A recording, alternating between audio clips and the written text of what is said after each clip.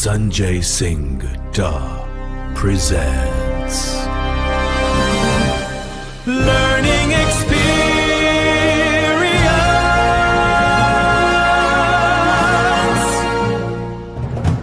The Knowledge Show.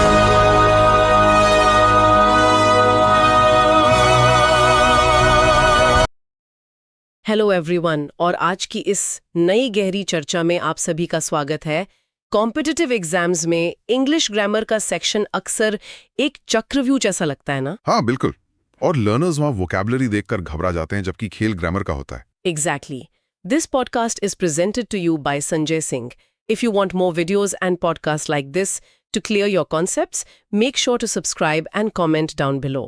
आज के इस डीप डाइव में हम उस ग्रामर के चक्रव्यूह को तोड़ने का सॉलिड तरीका निकालेंगे। सही बात है। आज हम उन टॉप 10 ग्रामर रूल्स को अनपैक करने वाले हैं जो आरबीआई असिस्टेंट, आरआरबी क्लर्क या आईबीपीएस पीओ जैसे एग्जाम्स में लगातार पूछे जाते हैं। मतलब ये वो छोटी छोटी बारीकियां हैं जिन्हें यूज करके examiners tough error detection questions बनाते हैं। अगर इन रूल्स के पीछे का लॉजिक क्लियर हो जाए तो कैंडिडेट्स के लिए आंसर्स निकालना प्रैक्टिकली सेकंड्स का काम हो जाता है। यहाँ पर सबसे दिलचस्प बात यह है कि एग्जाम हॉल्स में टाइम प्रेशर इतना ज्यादा होता है कि कैंडिडेट्स कॉम्प्लिकेटेड वर्ड्स को देखकर रेड फ्लैग्स मिस कर देते हैं। ट्रू। उन्हें लगता है वोकैबुलरी टेस्ट हो रही है। बल्कि रियलिटी में पेपर सेट करने वाले कुछ गिने चुने पैटर्न्स और इन्हीं स्पेसिफिक ग्रामर रूल्स के आसपास ट्रैप्स बुनते हैं। आज का हमारा मकसद बस उन रूल्स को रटना नहीं है। राइट। हमें उनके पीछे का क्यों समझना है, ताकि सेंटेंस देखते ही दिमाग में एक रेड फ्लैग रेज हो जाए। 100%। तो चलिए बिना वक्त गवाएं सीधा पहले रूल पर आते हैं। डन। तो रूल नंबर 1 ईच और एवरी के डिफरेंस पर बेस्ड है। अब वैसे तो दोनों का मतलब लगभग एक जैसा लगता है, पर इनके यूसेज में जमीन आसमान का फर्क है। हाँ, ये क्लासिक ट्रैप है। रूल कहता है कि ईच प्रोनाउन और एडजेक्टिव दोनों का काम कर सकता है, और ये दो या दो से ज्यादा एंटिटीज के लिए यूज होता है। लेकिन इसमें एक शर्त है। एक बहुत स्ट्रिक्ट शर्त है वैसे। हाँ, ईच को कभी भी किसी एब्स्ट्रैक्ट नाउन के साथ यूज नहीं किया जा सकता।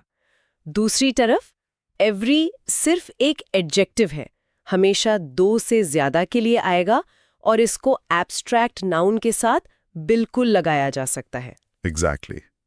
पर एक चीज जो मैं यहाँ सोच रही थी वो ये एब्स्ट्रैक्ट नाउन वाला रिस्ट्रिक्शन है, ऐसा लॉजिक क्यों बनाया गया होगा? इसे एकदम प्रैक्टिकल तरीके से समझते हैं।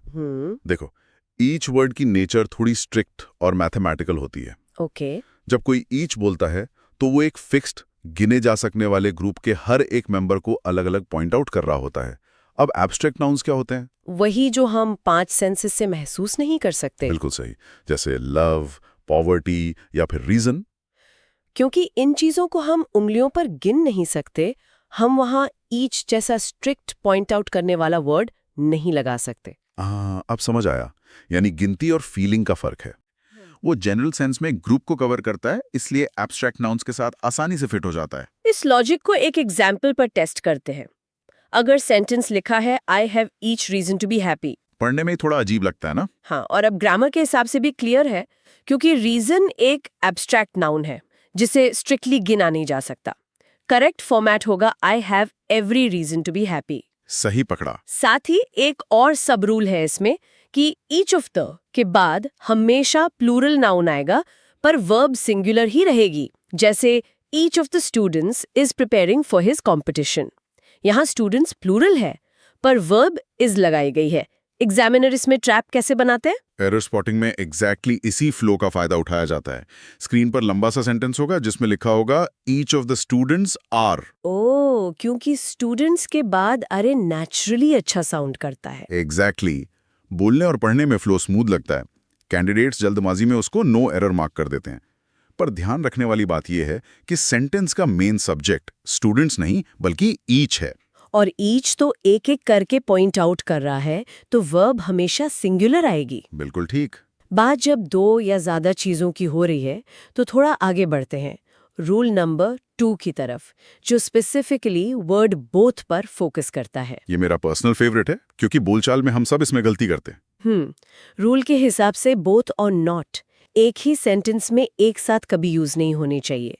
इसके अलावा बोथ के साथ एज वेल एज का इस्तेमाल भी गलत माना जाता है। हाँ, ये रिडंडेंट हो जाता है। और एक और इंटरेस्टिंग डिटेल ये है कि पोजेसिव एडजेक्टिव हमेशा बोथ के बाद लगाया जाता है, पहले नहीं।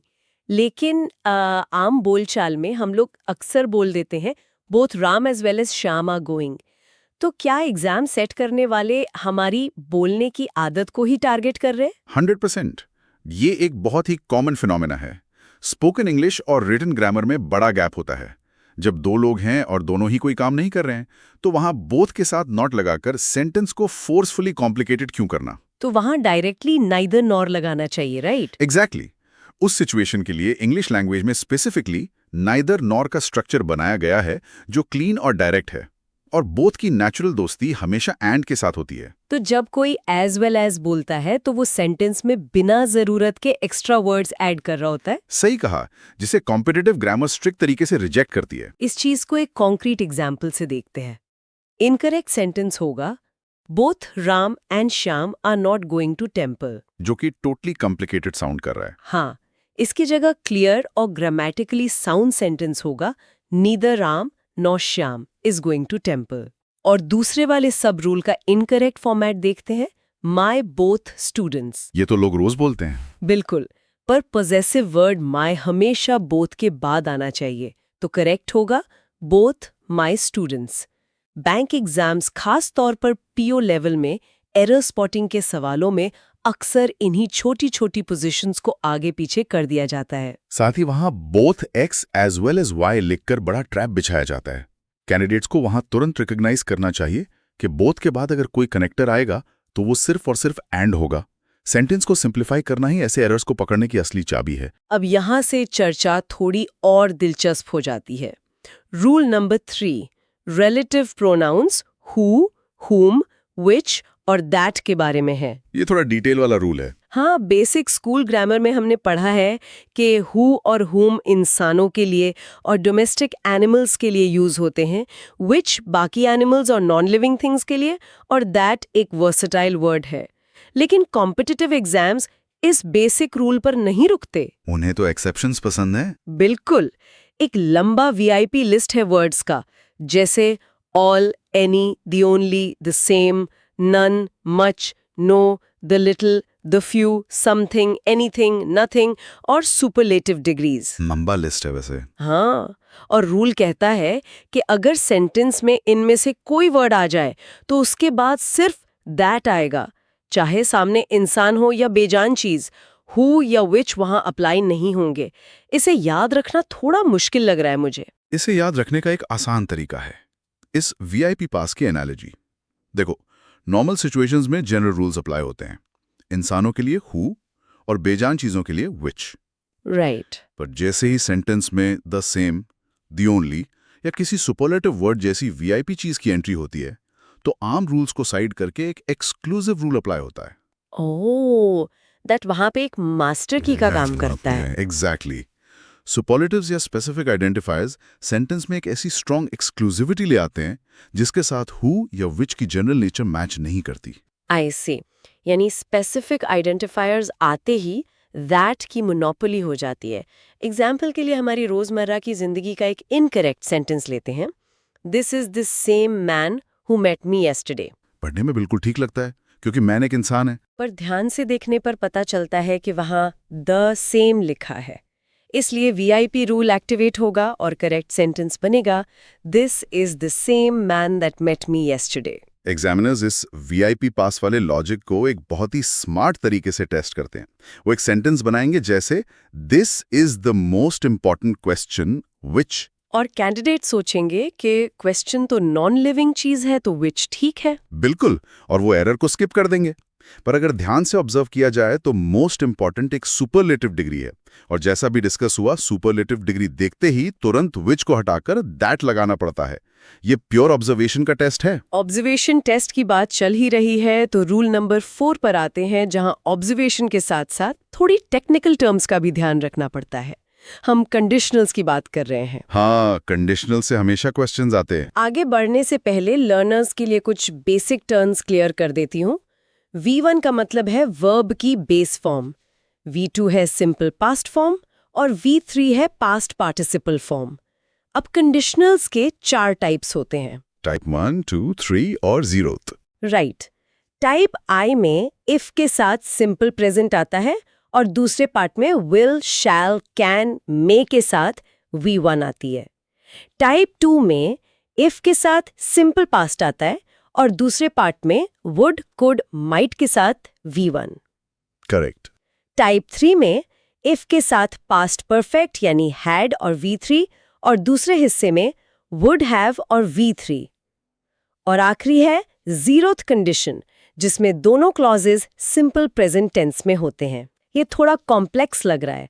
इसका कोर फंडामेंटल क्या है? इन्हें आम भाषा में अगर तो यानी इफ देन वाले सेंटेंसेस कहा जाता है। इनका फंडामेंटल टाइम और पॉसिबिलिटी पर बेस्ड है। टाइम और पॉसिबिलिटी कैसे? अगर प्रेजेंट में कोई शर्त रखी जा रही है जिसके पूरे होने के चांसेस हैं तो रिजल्ट फ्यूचर में आएगा। ये टाइप 1 है। अगर किसी ऐसे हाइपोथेटिकल या काल्पनिक सिचुएशन की बात हो जो पास्ट में तय हुई थी तो फ्यूचर फॉर्म विल अपना रूप बदलकर वुड बन जाता है। ये टाइप 2 है। अच्छा, और टाइप 3?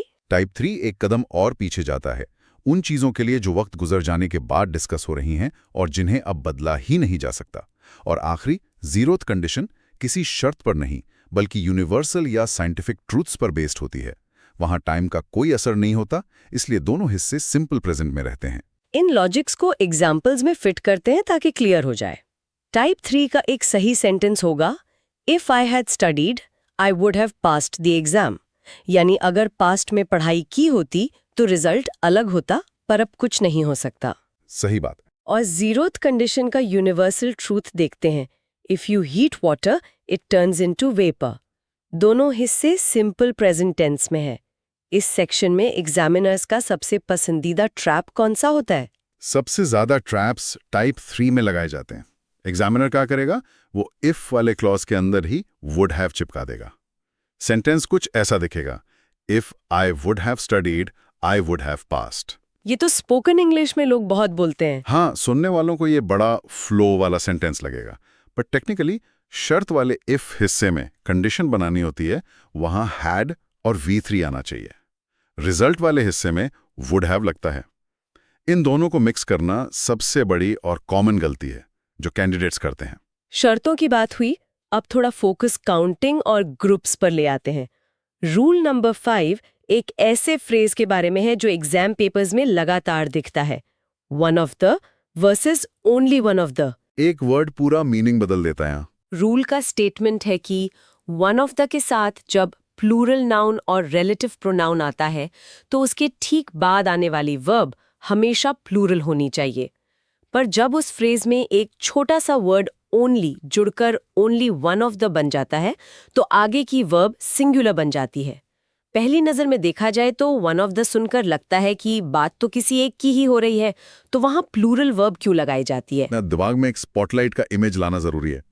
जब सेंटेंस में वन ऑफ द यूज होता है और उसके बाद एक रिलेटिव प्रोनाउन जैसे हु या विच लगता है तो वो प्रोनाउन एक्चुअली उस पूरे बड़े ग्रुप को रेफर कर रहा होता है। अच्छा, मतलब फोकस ग्रुप पर है। हाँ, ऐसा सोचो कि एक बड़ा ग्रुप है जिसमें सारे लोग एक ही जैसा काम कर रहे हैं और उनमें से किसी एक को रेफरेंस के लिए पिक किया गया है। क्योंकि बात उस पूरे ग्रुप की खासियत की हो रही है, वर्ब प्लूरल आती है। और जब ओनली लगता है, जैसे ही ओनली लगता है वो बड़ी स्पॉटलाइट एकदम सिकुड़कर सिर्फ और सिर्फ उस एक अकेले आइटम पर आकर टिक जाती है। बाकी का ग्रुप धुंधला हो जाता है और इस एक्सक्लूसिव फोकस की वजह से वर्ब सिंगुलर बन जाती है। Spotlight effect. ये एनालॉजी सच में ध्यान रखने वाली है। इसको सेंटेंस में इंप्लीमेंट करके देखते हैं। पहला केस जहां वन ऑफ द यूज हो रहा है, she is one of the mothers who are really working very hard. यहाँ आर इसलिए लगाया गया क्योंकि फोकस उन सभी मदर्स पर है जो हार्ड वर्क कर रही हैं और वो स्पेसिफिकली उन्हीं में से एक है। और दूसरी तरफ जब स्पॉटलाइट नैरो हुई, this is only one of the novels which is interesting, यहाँ इज यूज हुआ क्योंकि वहां बाकी नॉवेल्स इंटरेस्टिंग नहीं है, सिर्फ यही एक सिंगल नॉवेल इंटरेस्टिंग है। एरर डिटेक्शन में इस स्पॉटलाइट को कैसे घुमाया जाता है? कैंडिडेट्स के दिमाग में एक सेट पैटर्न होता है कि वन दिखा तो सीधा सिंगुलर वर्ब पर टिक लगाना है। एग्जामिनर्स इसी जल्दबाजी का फायदा उठाते हैं। वो सेंटेंस में छुपके से एक रिलेटिव प्रोनाउन हु या विच डाल देते हैं बिना ओनली लगाए। तो वहां प्लूरल आना चाहिए। एग्जैक्टली। अगर कैंडिडेट्स थोड़ा ठहर कर देखें कि स्पॉटलाइट ग्रुप पर है या किसी एक पर, तो वो आसानी से स्ट्रैप को अवॉइड कर सकते हैं। हु या विच दिखे और ओनली ना हो तो वर्ब हमेशा प्लूरल आएगी। आगे बढ़ते